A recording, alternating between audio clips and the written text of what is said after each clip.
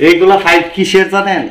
এগুলা পাইপ হচ্ছে কেরগো পানির পাইপ না, পানির পাইপ। এটা ইলেকট্রিকে লাগাই দিতেছে। তো এটা আসলে ফালাই দেয়। এইটা হচ্ছে আমাদের ইলেকট্রিক পাইপটা। এটা একটু মোটা আর এটা হালকা একটু চিকন। এটা তো এইটা কিন্তু এটার চাইতে এটা অনেক পুক্তা, বাড়ি দিলে কেচে যায়। আর একটা বিষয় হচ্ছে এই যে জয়েন্ট বোর্ড, আমি যেটা নিয়ে ভিডিওটা করার, এই জয়েন্ট বোর্ডের গুরুত্ব কি, জয়েন্ট বোর্ড কিভাবে লাগানো হয়, জয়েন্ট বোর্ডের পাইপগুলো কিভাবে ফিটিং করা হয়, এই জিনিসটাই আমরা একটু দেখি। আপনারা এই যে উপরের যে পাইপগুলি দেখতে পাচ্ছেন, এগুলা বসানোর পরে এইরকমভাবে ক্লিপ মেরে দিতে হয়। তো ক্লিপ মেরে দিতে হয় এখন। আর এই জিনিসটার নাম হচ্ছে জয়েন্ট বোর্ড, ঠিক আছে? এটা দেওয়ার একটা কারণ আছে। কি কারণ, কেন দেওয়া হয়? এখন এইখানে তো সকেট দেওয়া, তাই না? এই সকেট দেওয়া, এই পাইপ তো এই সকেটে লাগাই দেওয়া যায়, আমরা তো প্রসেস করে রাখছি। তো এইখানে জয়েন্ট বোর্ডটা দিছি, এই দেখেন এই যে তারগুলো, এই তারগুলো ওই দোতলার জন্য, ঠিক আছে? আর এটা এই পাশে যেটা হবে যে এই যে পাইপটা, এটা হচ্ছে ফার্স্ট ফ্লোর, মানে নিচতলার জন্য, ঠিক আছে? একতলা, এটা হচ্ছে দোতলার, এই যে দোতলার সরাসরি চলে গেছে।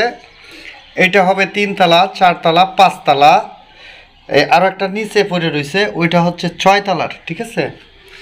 তো 6 তলার পাইপ এখানে দেওয়া হয়েছে। আর বিশেষ করে এখানে বেশ কিছু কাজ আমাদের কাস্টম করে অনেক সময় লাগানো হয়। কাস্টম কি, এই যে দেখেন এই ফাটটা কিন্তু সোজা ছিল না, এটা কিন্তু এইরকমভাবে অ্যাঙ্গেল ছিল, এই যে অ্যাঙ্গেল। তো এটা যদি অ্যাঙ্গেল আমরা করতাম, তাহলে এই যে বোর্ডটা লাগাইছি, এই যে দেখেন এই বোর্ডটা লাগাইছি, এই বোর্ডটা কিন্তু বইতো না, মানে আরও বাইরে থাকতো। এখন যেহেতু বাইরে সমান করছি, এখন এটা ভিতরে ঢুকছে।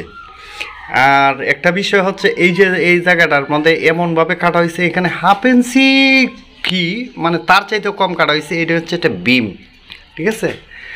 পরিকল্পিত কাজ না করলে যেটা হয়, এখানে বিম কেনা কাটা লাগবো, বিম কাটা লাগে এই কারণে। এইটার কিন্তু ছাদের পাইপ, আপনার এই যে সিঁড়ির পাইপগুলো কিন্তু এই যে দেখেন, এইখানে যদি সিঁড়িটা দেওয়া হয়, তো এই যে জায়গাটা আছে, এই জায়গাটার নিচে কিন্তু আমাদের এমডিবি ভয় না, ঠিক আছে?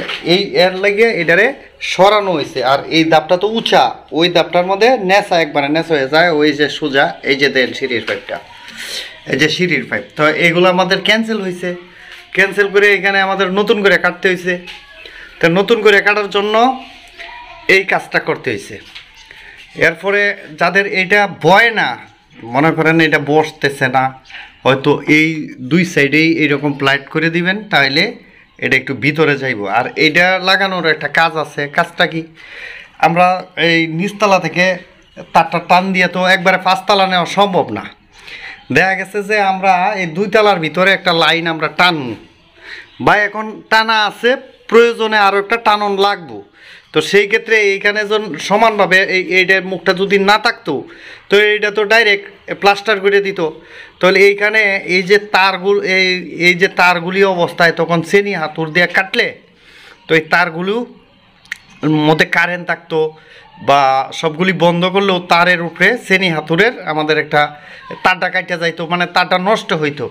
তো বিভিন্ন জায়গায় নিলে মনে করেন আপনি এইরকম প্রতি তালায় তালায়, প্রত্যেক তালায়, যেমন নিচতলায় তো ডিবি বুটটাই আছে, এমডিবি বুটটা, এরপরে এইটা হচ্ছে নিচতলার উপরে 2 তলা, 3 তলায় হবে মনে করেন এখানে 6টা পাইপ, 1 2 3 4 5, এই যে 6টা দিলাম না, 8টা পাইপ হবে। এখানে 6টা আনছে, এই যে উপরে দেখেন 6টা, 1 2 3 4 5 6টা, কিন্তু এই জায়গার জন্য 7টা হবে। 7টা পাইপে কাটা আছে, ওই যে পাইপ এইগুলা তুলে আনন্দ লাগবো আর কি। এখানে তো লাগবো 7টা। তো এরপরে এইটার উপরে লাগবো কয়টা, এইরকম পাইপ, নিচে 7টা, উপরে 6টা, এর উপরে 5টা, এর উপরে 4টা, এর উপরে 3টা, এর উপরে 2টা, একটা, এইরকমভাবে লাস্ট পর্যন্ত গিয়া এই পাইপগুলি কমিয়ে যাইব গা। আর এইটা লাগানোর জন্য আপনারা যদি এই ক্লিপটা একটু ইউজ করেন, এই ক্লিপগুলোও তো রিউজ, এটি লাগে, হ্যাঁ? তো এই ক্লিপগুলো আমরা তুলে আনছি, তো আমাদের কাজে লাগছে।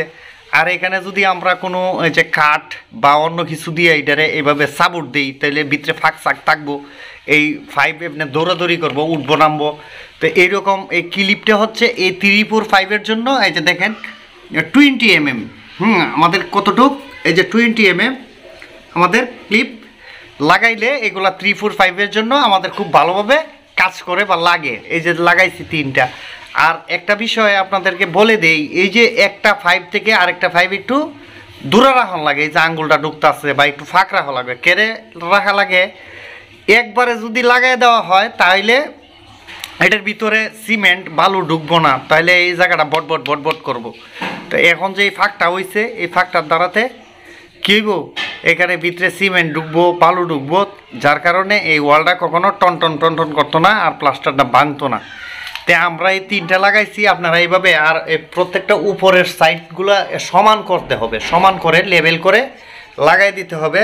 আর নিচের সাইডটা আমরা একটু দেখ, এই যে এখানে আসছে সিঁড়ির নিচে, ঠিক আছে, সিঁড়ির নিচে আসছে, এটি উডানামা আছে, এখনো এটি লেভেল হয় নাই, মানে লেভেল করে একবারে সোজা লেভেল পর্যন্ত থাকবো। আর প্রথম যে জিনিসটা বলছিলাম, ওই 5গুলো এই দিক দিয়ে আসতো, তো এই দিক দিয়ে আসলে ওইখানে জায়গাটা হয় না, যার কারণে ইচ্ছে মতো এই দিকে আমাদের সরাই দিতে হচ্ছে। এখানে তো একটা এমডিবি লাগানোর প্রয়োজন, এই জায়গাটা তো লাগবো।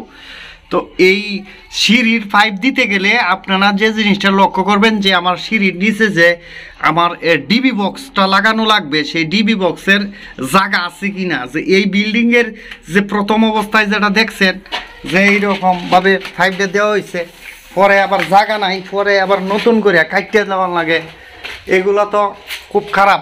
এই যে এই যে এই যে এই যে এই যে 5 দিলাম, আগের মিস্ত্রি দিছিল, বা এই যে এদিকে যে কাটাওয়া ছিল, তারা যথেষ্ট পরিমাণ কাটছে, কাটতে আর লাভ মুখে 5গুলো নষ্ট হয়েছে।